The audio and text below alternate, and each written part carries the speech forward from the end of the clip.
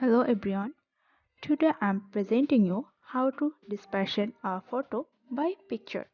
Okay, let's start. First of all, open up PicsArt.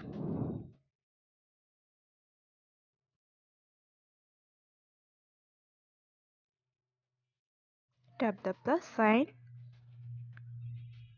Take a photo. Go to tools. I want better color, so I just want to enhance amount a little bit. Okay, click the tick mark. Go to tools again. Click dispersion. Now mark the place where you want to dispersion. Okay, I want dispersion this place, so I just click this, then click the arrow marks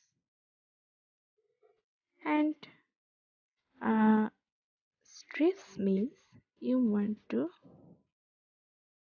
move this as you wish. I want to increase size, so I just click there. So okay, this is what I want to show you. So they click the tick mark now